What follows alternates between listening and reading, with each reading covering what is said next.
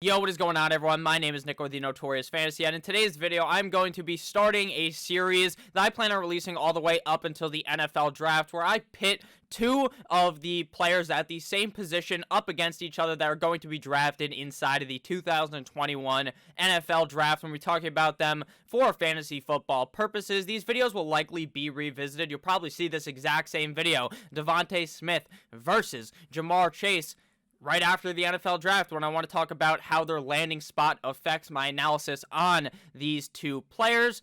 I am going to be discussing Ja'Marr Chase of the LSU Tigers in this one, and DeVonta Smith of the Alabama Crimson Tide, and I will be trying to do this for a bunch of other players, and I'm going to be bringing out stats as well as my analysis of watching them play, how I felt they stood in a couple of categories. Let me know down below who you guys end up preferring out of these two wide receivers, Ja'Marr Chase or DeVonta Smith, and then let me know at the end of the video if I kind of changed your guys' mind, or maybe you feel exactly the same as you did when I started this video. If you do end up enjoying, please make sure that you hit that subscribe button down below. Not only is it free, I put out content every single day talking about the NFL season, fantasy football, Dynasty Fantasy Football, NFL draft, everything NFL. I also talk about NBA a couple of times a week on my channel, but there's typically also an NFL video on the exact same day. So first, we are going to be talking about Mr. Ja'Marr Chase, wide receiver of the LSU Tigers. Now, unlike Smith, who we have seen this season, Chase decided to opt out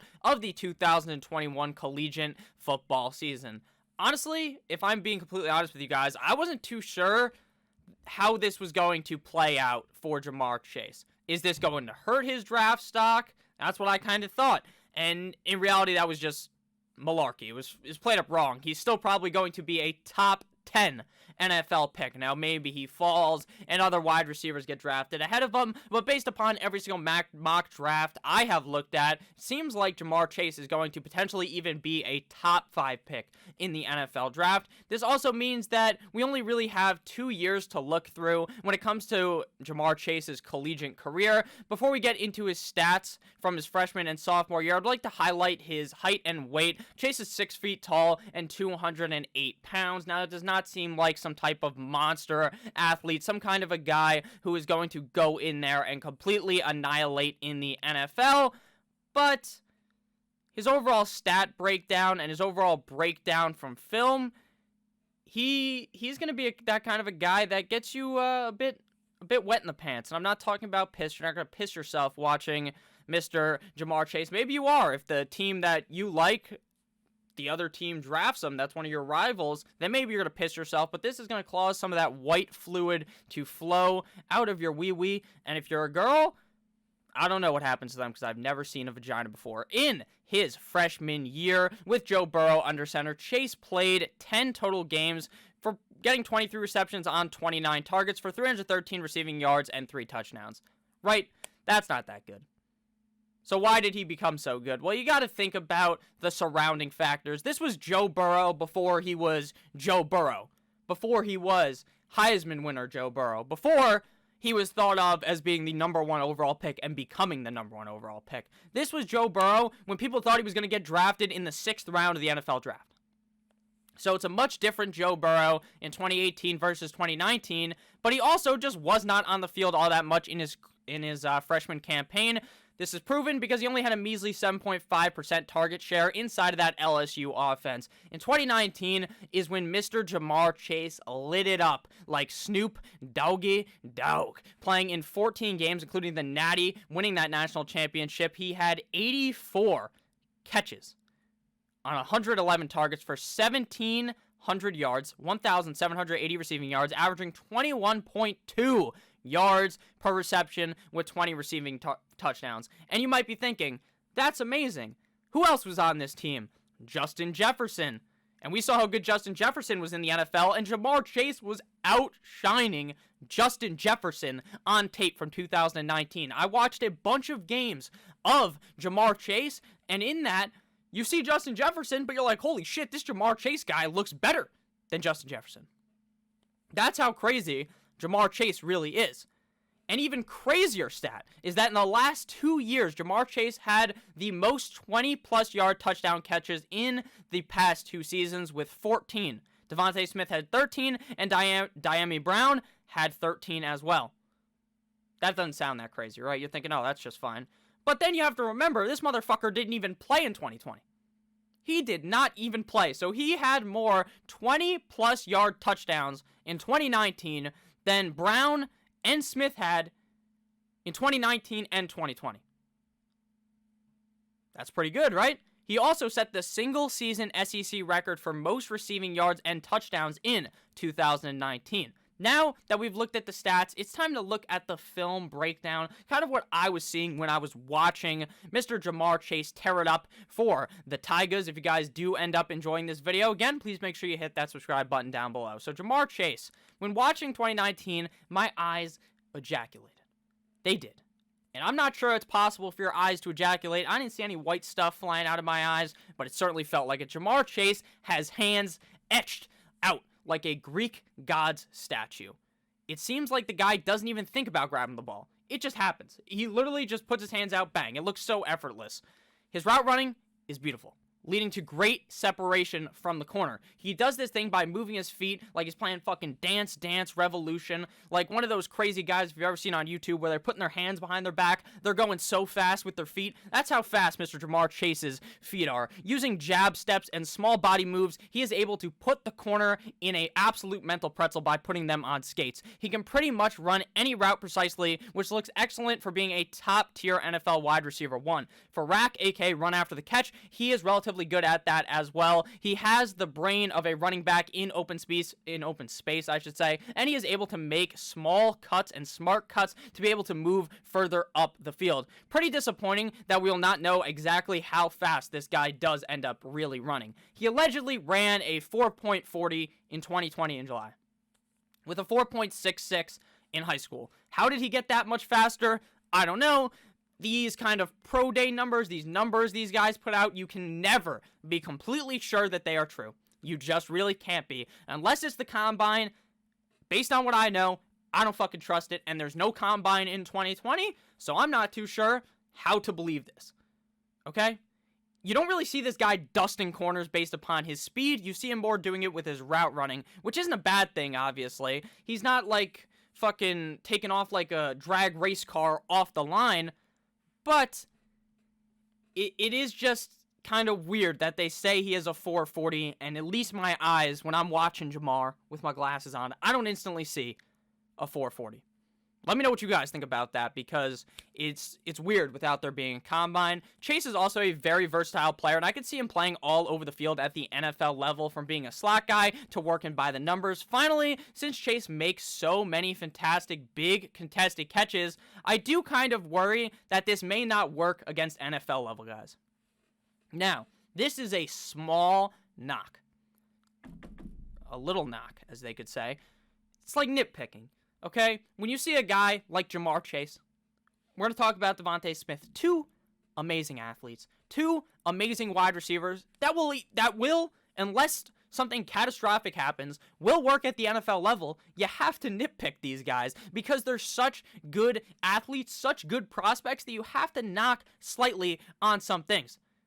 I'm not saying this guy's not going to be able to make contested catches in the NFL, but if he's trying to rely on that more in the NFL level, it is going to be a little bit more tough for Ja'Marr Chase. But at the end of the day, I think this guy's very good. So now into DeVonta Smith and his statistical breakdown. DeVonta Smith, a.k.a. the Slim Reaper, a.k.a. the Heisman Man, a.k.a. Slender Man, is 6'1", 175 pounds. This motherfucker is literally built like the opposite of Saquon Barkley. When you envision Saquon Barkley, you think of quads built like the most perfect human being in the world.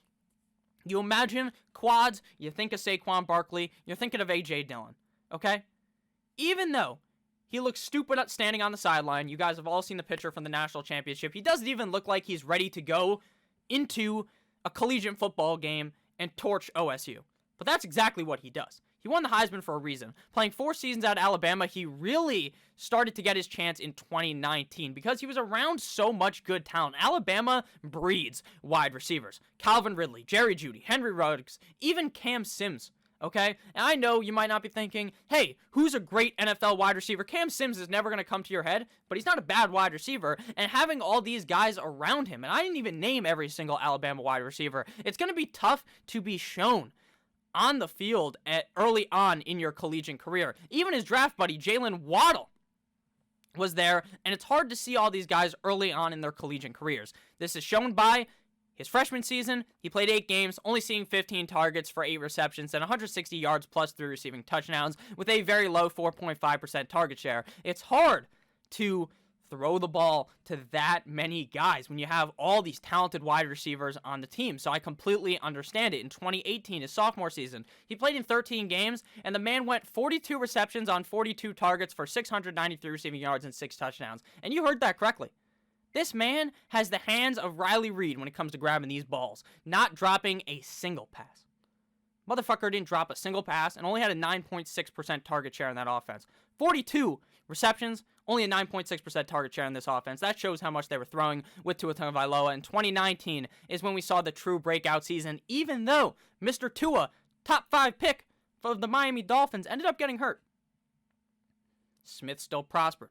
Live long and prosper, having 68 receptions, one away from being very nice for Mr. DeVonta Smith. That was the true breakout season, having 68 receptions on 86 targets for 1,256 receiving yards on a 21.2% target share on the offense for 14 tugs. This guy's getting more tugs than Bobby Kraft on a weekend bender to Flo Rida. Finally, we have his senior season, the Heisman season, the great season that makes you ejaculate in your pants. 12 games, 117 receptions on 147 targets for 1,800 yards, 1,856 receiving yards, and 23 touchdowns. Man's dropped Michael Jordan's number in touchdowns on a 34.6% target share, which is very, very high. Yeah, that's just a very high number. So now we got to look at DeVonta Smith's film. How do I feel about what he actually looks like? Because stats don't necessarily tell you everything. The film doesn't necessarily tell you everything. You kind of have to look at both to get a good understanding on the player. So, I did joke about this guy's build earlier, right? How he's fucking just not built like the guy how he plays. And that's true. He's built like Shaquille O'Neal and Allen Iverson's body. Maybe that makes no sense, but he definitely does play bigger than he actually is. This man runs after the catch is outstanding. Outstanding. Very solid.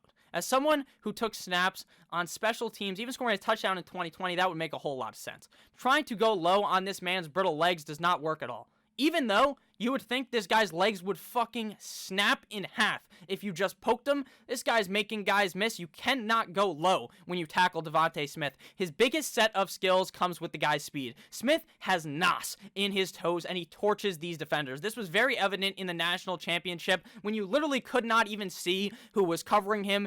He was gone for half the game. I'm telling you, DeVonta Smith didn't even play half the fucking game, and the man had 250 yards and 3 touchdowns. Smith beats man coverage like he's Iron Mike Tyson. He is beating them to death, and then he is going to bite their ear off. He gets separation like Kim Kardashian and Kanye West from whatever sorry player decides to guard him on Saturday or on Monday night in the national championship. Just like with Chase, this motherfucker can play all over the field, being the X receiver, the Z receiver, or the slot wide receiver, which frankly I didn't know exactly what each meant until I Googled it. Now, I'm not saying that discredits me. I just wanted to sound like a professional because I've watched football for years and never understood when they're talking about X, Y, or Z, or fucking, I don't even know if Z is one of them, but based upon what I've looked at, X and Y are the receivers, and then there's the slot receiver. Smith's biggest knock has to be that he's not great at the contested catch like Ja'Marr Chase. These guys are so close. The verdict is that this one is probably fucking closer than when the Germans fought the Soviet Union for Stalingrad. Obviously, this video is not going to be a history lesson, so I'm not going to go in depth on the Battle of Stalingrad. But if you guys want to Google it, pretty interesting. The Soviets ultimately won this battle. Out of the two players, I would lean with the Slim Reaper, DeVonta Smith. Ultimately, this is legitimately splitting hairs. And it really does depend where either of these guys do end up getting drafted in April. But I feel much more confident, at least for year one, that Ja'Marr Chase may not be as ready. He did not play in the NFL season this year, or not the NFL season, I should say, the college football season this year, and to me, that kind of hurts him. I really believe that Smith will produce year one, whereas I think it may take a little bit more time for Chase to get it going. But again, this is legitimately splitting hairs. I talked about how good both of these guys are at so many important things on the NFL field. I think both of these guys are going to be amazing for the next 8 years. Really how I feel. Unless they end up in some shit tier situation like the Jets just draft him, and then you might as well just throw the guy down the fucking river like he was in the Salem witch trials. Thank you guys all so much for watching this video. Let me know your guys' verdict down below, how you guys felt about each of these players, and who ultimately you would draft in the 2021 fantasy football draft. I hope you guys did end up enjoying. I love you all. As always, have a great rest of your guys' day. Goodbye.